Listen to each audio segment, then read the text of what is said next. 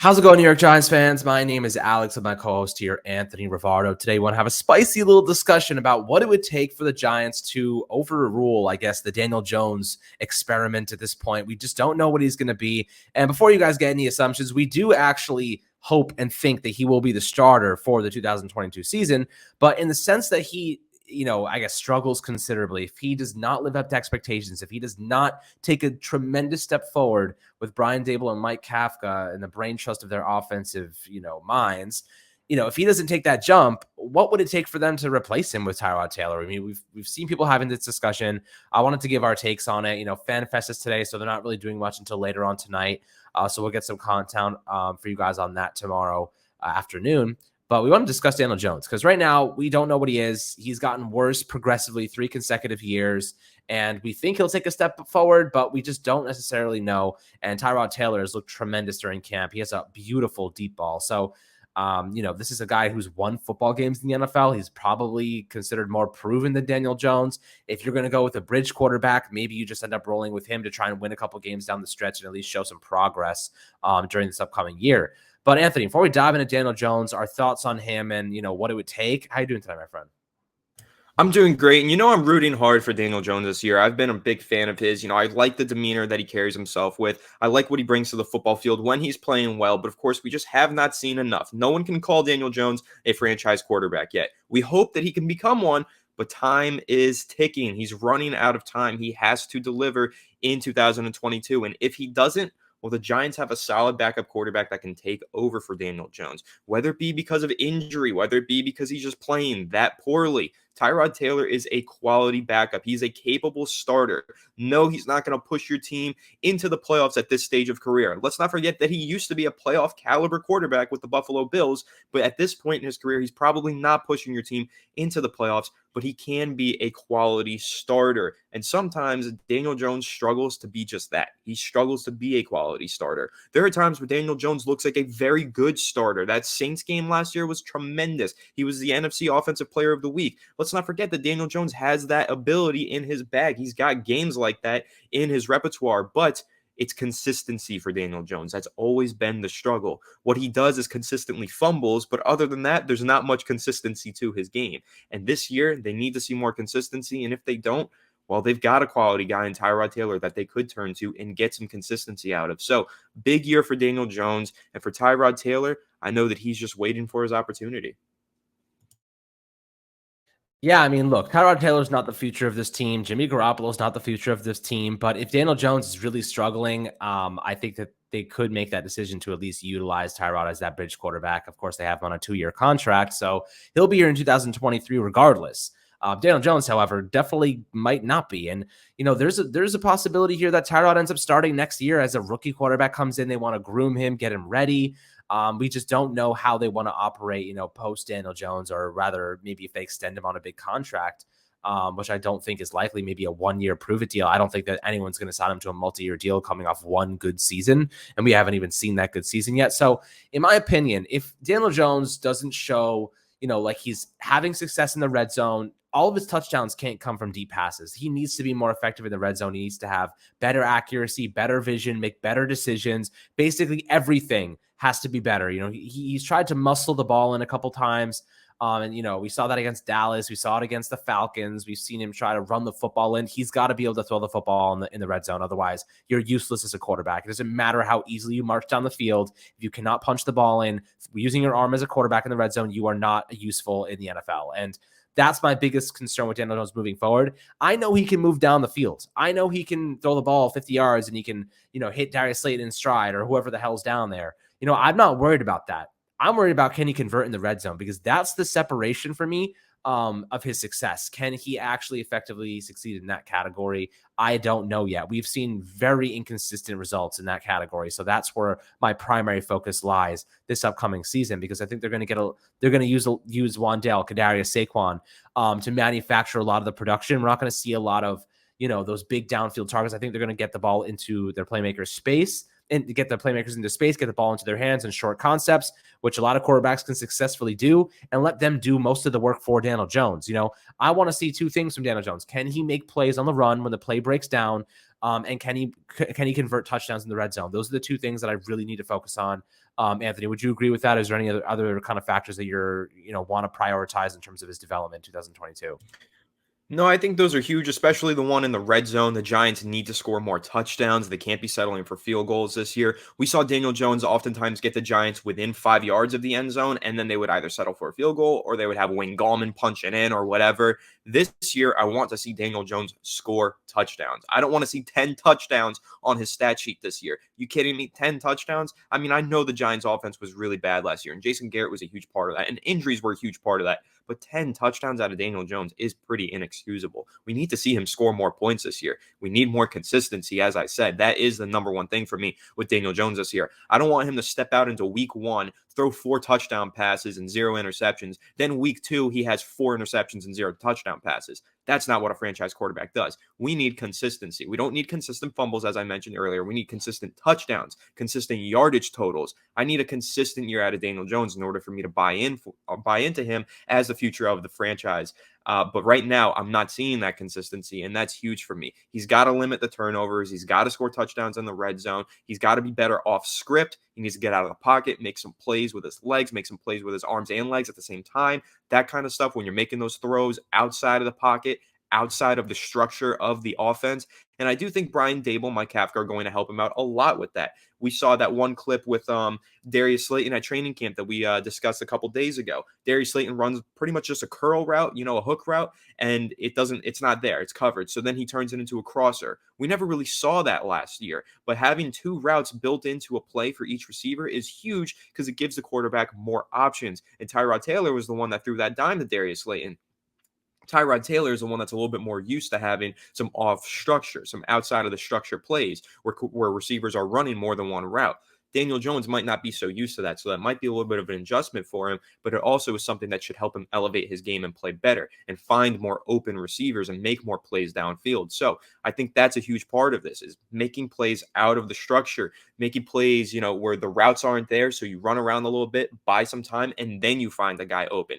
Daniel Jones needs to do more of that, but like I said, the number one thing for me with Daniel Jones, consistency. I feel like he is just far too inconsistent. I know there will be people in the comment section saying he is very consistent, consistently bad, and you could definitely make that argument, but I believe in Daniel Jones. I see the good things that he does, but he doesn't do it enough. He needs to do it more. He needs more consistent good play, and that's going to be the key to him for keeping his job going into the 2022 and on to the 2023 season. Yeah, so I guess my kind of question here is how many games do you have to see of inconsistent, bad performances, whatever it might be, until you're like, all right, like I think we kind of get the gist of it. I think we understand that Daniel Jones is not going to make it to where we need to be. Now, a lot of times coaches will tell you it takes about half the season before guys really enter their, kind of flow and get into it. But I think at this point, like the leash, I guess, I mean, what's the difference, man? If Daniel Jones sucks, you end up with a good pick and you end up drafting a rookie quarterback, right? I think honestly, that's probably your best case scenario. If he does end up sucking, is like he just buries this team and we end up with Bryce Young. Like that probably might be his best usage this upcoming season. If he fails, the best thing he might deliver us is Bryce Young. Honestly, if he sucks, but of course we want him to succeed because we are Giants fans and he's our quarterback. So if I was to give you a timetable of how long I think he would need to suck for before we replace him with Tyrod Taylor, I'd say probably around like week 8.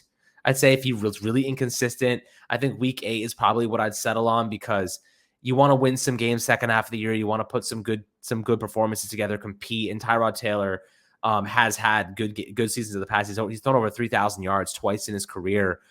He's thrown 20 touchdowns once, 17 touchdowns. I mean, Daniel Jones threw 24 in his rookie season, but again, like Tyrod Taylor's never really been a starter, let alone a healthy one at that. And Tyrod Taylor, by the way, does not throw interceptions. He's thrown a career high of 6 twice in his career in 2015, 2016. That's the most interceptions he's ever thrown. He's extremely accurate, in that sense. He just does not turn the ball over very much. So I'm interested to see your opinion on that, to see like how many games would it take for you before you were like, okay, I think it's time we just bridge this situation with Tyrod. I think I have a bit of a shorter leash. If Daniel Jones is stinking it up for the first 5 weeks of the season, I'm making the switch. It's 5 weeks for me, 1 month of football. And if he's not turning it on after 1 month of football, it's time to make that switch. We're forgetting that Tyrod Taylor used to be a good quarterback in the NFL. He was a Pro Bowl caliber player. He was selected to the Pro Bowl in 2015. And if you look at 2017, his final year with the Buffalo Bills, they did make the playoffs that year, I'm pretty sure. That year, he had a 1% interception percentage because he only threw 4 interceptions on 420 attempts, which is super impressive. It led the NFL. And this is a guy that was sacked 46 times that year. The year prior, he was sacked a league high 42 times. So when he was with Buffalo, Tyrod Taylor was constantly under duress, constantly under pressure, and constantly keeping the football out of harm's way despite that. So if you need safe, consistent quarterback play, Tyrod Taylor is your guy. He can get the ball to playmakers in space. He can take those plays. He won't take those big risks. He's not Patrick Mahomes. He's not Josh Allen. He's not going to create explosive plays 40 yards downfield, but he'll sit in the pocket. He'll make those throws. He'll be consistent. He'll be average. And sometimes that's what's best. Having just someone average, a game manager, might be best for the Giants at times because there are times where Daniel Jones can't even be good enough to manage a game. Sometimes he's losing games for the Giants. And I'm being very critical of him today. But yes, I'm still a Daniel Jones believer. But I am giving him a short leash because after last year was supposed to be the year 3 breakout. Everyone was like, oh, maybe Daniel Jones will break out this year, have the Josh Allen type season. Well, now it's much more likely that he has that this year than it was last year. But even still, it might just never happen for Daniel Jones. And that is scary. That is definitely a terrifying reality if that comes true, because then, yeah, you're talking about trying to go ahead into the 2023 draft and land a quarterback, but you don't know what that quarterback's going to be. And that makes this entire year for all of these contracts that we have a wash. And it also probably makes next year and the year after that a wash as well, because rookie quarterbacks take some time to really kick into the league, right? It takes a couple years. Bryce Young he's not likely to be an overnight success. No rookie quarterback is. It usually takes 2, maybe 3 years, and then they become a success. That's usually what it takes. So when you're talking about Kayvon Thibodeau on this cost-controlled contract, well, if you put him through this year and then you put him through next year on a rookie quarterback's deal, and then a year after that, his contract's almost up then. And that's when the Giants are ready to win, when you have to pay Andrew Thomas, you have to pay Kayvon Thibodeau, you're about to start paying Evan Neal and these other guys. That's worrisome for me. The best case scenario for the Giants truly is Daniel Jones has that monster breakout season this year. But if he doesn't turn it on and doesn't play good football for the entire first month of the season, then I'm sorry, but you're just going to have to go ahead and try and get a game manager in there in Tyrod Taylor to help this team just push its way into the playoffs or something, and then see what happens, because I'm not sitting through another year of just terrible quarterback play and terrible New York Giants football. We need to win some games. And if Tyrod Taylor is the guy who gives the Giants the best opportunity to win games via game managing, then so be it. Let him manage those games and push the Giants as deep into the regular season as he can. But yes, for me, it is a shorter leash. It's about 5 weeks. You take a look at the first 5 games on the schedule. I'll run through them real quick. I know we start week 1 with the Titans, week 2 with the Panthers. Titans is going to be tough, but it's winnable, I think. It's going to be a tough one, but the Panthers, that's definitely winnable. You've got a home game against Dallas in week 3, and then you've got the Bears in week 4. The Bears are absolutely a winnable game. And then week 5, you've got the Packers. So, you've got some tough matchups there, but you've also got some fairly easy matchups, some games that the Giants should win. So if Daniel Jones is not able to rise to that occasion, play well during those games at the very least, the Bears, the Panthers, I mean, come on. If he doesn't put up like 3 touchdown passes in each of those games, or at least lead the Giants to victories, he's got to get that leash yanked. And you got to say, Tyrod Taylor, it might be your time. Yeah, look, and okay, so I'm going to give you just a bit of logic from my perspective. Do I want Daniel Jones to succeed? Of course I do. But do I think he's going to succeed? I absolutely do not think he's going to succeed. And the reason for that is the cards are stacked against him entirely. You know what I mean? The guy's coming off of 3 awful coaches and coordinators. And then you look at like what he has to learn, a whole new system, all new verbiage, a brand new offensive line that we don't know is going to be successful just yet. We hope they will be, but we don't know. And he has 1 season to accomplish all of what it took. Look, Brian Daboll, it took 3 years for Josh Allen to get where he is right now. It took 3 years for him to get all the kinks out of Josh Allen to become that elite quarterback. This is not a 1-year process. This doesn't take 1 offseason. Daniel Jones has been building bad habits for 3 years. He's been the fumbles, the bad decision makings, these were all products of awful schematics, awful blocking, playmakers getting injured. This just doesn't go away in one offseason, guys. That's why I don't think he's going to succeed, because he needs 3 years. He needs to be in his rookie season entering the NFL right now to become a good quarterback by 2024. That's the truth. He is not going to turn into a great quarterback in one offseason with all the variables that have impacted him and still the unknowns. We don't know if Kadarius Toney is going to stay healthy, or Kenny Golladay will stay healthy, or Saquon will stay healthy. We don't know if Evan Neal's going to hold up at right tackle as a rookie. We don't know if John Feliciano is going to be a good center. We don't know if Shane Lemieux is going to be a left guard, or Mark Lewinsky is going to play above expectations, because he was also in a phenomenal system with Indianapolis, where they were far more disciplined than the Giants have had. This is an entirely different team that we're looking at right now, with totally different schematics. Yes, it's a lot better for Daniel Jones in terms of the system and everything around him, but it's the first year of the implementation of that system. The cards are stacked against him. If you were going to the casino and you were betting on Daniel Jones to be a good quarterback right now, I would be betting against it 100%, because the reality is like, it just is, the logic behind it doesn't equal success. It equals, and you need more time. He needs 2 to 3 years to be a good quarterback in the system. But if he ends up being a great quarterback, man, I would be absolutely ecstatic. I hope he ends up killing it. But I'm just giving you the realistic perspective, because that's ultimately what we're here to do. We're not here to toot horns and tell you the bullshit. We want to give you a realistic perspective about this team, an objective one. So hopefully you guys learned something from that, or at least have some takeaways. I'd love to hear great responses in the YouTube comments. Love to have conversations at the end of the day, right? Like, this is a place where we can have civil conversations and enjoy the process. So hopefully you guys have some good thoughts on that. I really am interested to hear what you think about Daniel Jones moving forward, and what your leash would be if he does end up struggling to start the year. But that kind of wraps up this episode, my friends. Hope you enjoyed it. The discussion that Anthony and I did have. Make sure to like and subscribe as always, and we'll catch you guys on the next Fireside Giants episode.